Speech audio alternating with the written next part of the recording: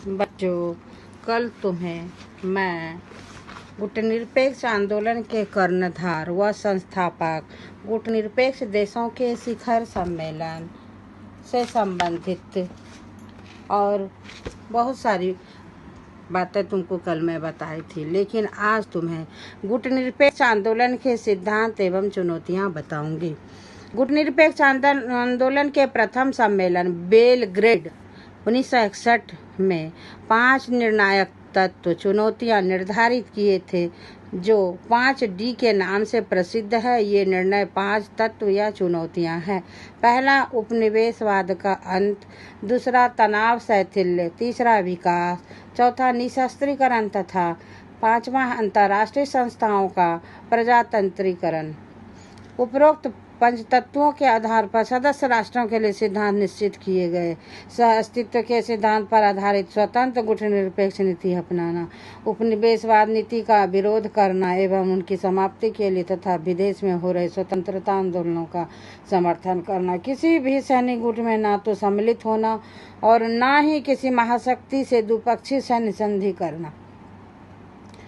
चौथा है किसी अन्य राष्ट्र के साथ सैन्य समझौता न करना यदि वह किसी महाशक्ति के विरोध में किया गया समझा जाए। फिर है किसी भी महाशक्ति या राष्ट्र को अपने क्षेत्र में सैनिक अड्डा बनाने की स्वीकृति न देना यदि वह महाशक्तियों के आपसी विरोध के लिए उपयोग किया जा सकता हो। उपरोक्त निर्णायक तत्वों और सिद्धांतों के आधार पर गुटनिरपेक्ष आंदोलन की सदस्यता योग्यता भी यही मान्य की गई है। आवेदनकर्ता को उपरोक्त सिद्धांतों को मान्य करने की शपथ लेनी होती है। अब है गुटनिरपेक्ष आंदोलन की विशेषता या उपलब्धियां। प्रायः यह कहा जाता है कि गुटनिरपेक्ष आंदोलन 2 महाशक्तियां अमेरिका और पूर्व सोवियत संघ के मध्य एक संतुलन बनाए रखने का कार्य कर रहा था। अब सोवियत संघ विघटित हो चुका है और अमेरिका ही महाशक्ति रह गया। ऐसी स्थिति में गुटनिरपेक्ष की प्रासंगिकता लगभग समाप्त हो चुकी है। इस संबंध में सही उत्तर और उसकी आवश्यकता को उसकी इस विशेषताओं से आंका जा सकता है। अब है पहला, नवोदित और विकासशील राष्ट्रों का संगठन। दूसरा है गुटों के प्रभाव से मुक्त रहने की इच्छा। तीसरा है तटस्थता से भिन्न सकारात्मक नीति के पोषक।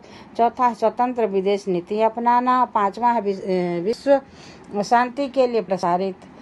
छठवां है मानवाधिकारों का संरक्षक। सातवां है गुटीय संगठन नहीं एक आंदोलन।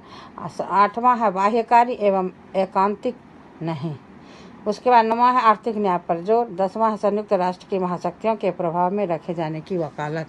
अब संक्षेप में यथार्थ की धरातल पर समानता और न्याय के साथ राष्ट्रों के मध्य मैत्री, सद्भाव और सहयोग द्वारा अपने आर्थिक विकास और विश्व शांति के हितार्थ अपनाई जाने वाली सकारात्मक एवं व्यवहारिक नीति है। यह किसी तीसरी शक्ति का द्योतक भी नहीं और न ही इसका उद्देश्य किसी तीसरे गुट या शिविर का उद्भव करना है। अब गुटनिरपेक्ष आंदोलन की कमजोरियां या असफलताएं। गुटनिरपेक्ष आंदोलन विश्व का सबसे सशक्त एवं प्रभावशाली आंदोलन रहा। संयुक्त राष्ट्र के अतिरिक्त विश्व के किसी अन्य संगठन में सदस्य राष्ट्रों की संख्या इतनी नहीं रही जितना इस आंदोलन से जुड़े सदस्य राष्ट्रों की है।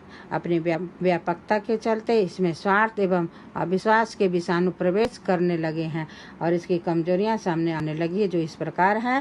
पहला, एक दिशाहीन आंदोलन। दूसरा, सिद्धांत आदर्श किंतु अव्यवहारिक नीतियों का पालन। तीसरा, कुशल नेतृत्व का अभाव। चौथा, सदस्य राष्ट्रों की अवसरवादी नीति।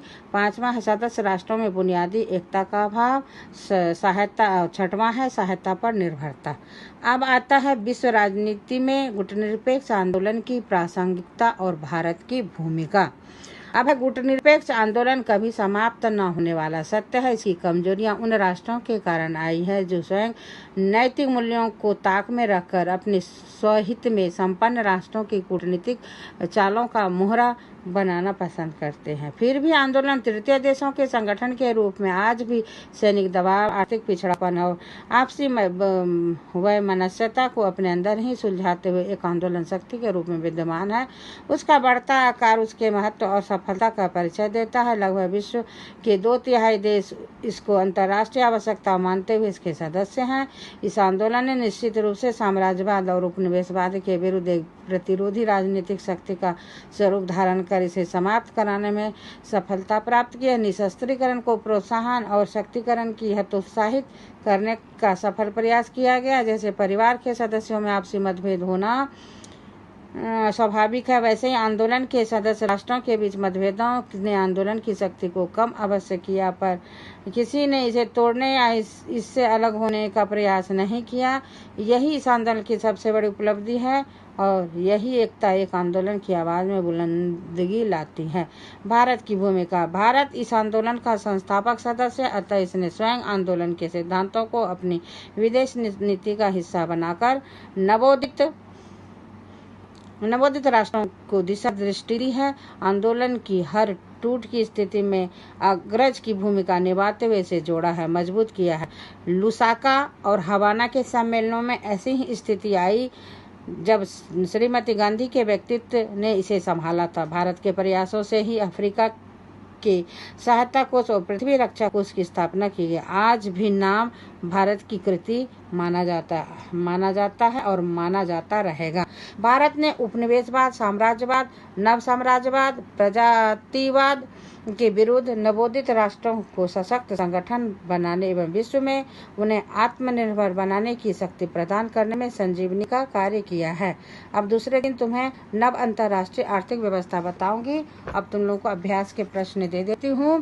पहला क्वेश्चन है, गुटनिरपेक्ष आंदोलन के सिद्धांत एवं चुनौतियों को बताइए।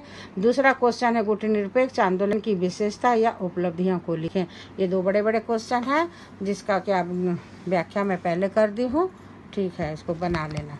ठीक है, आज की क्लास में खत्म।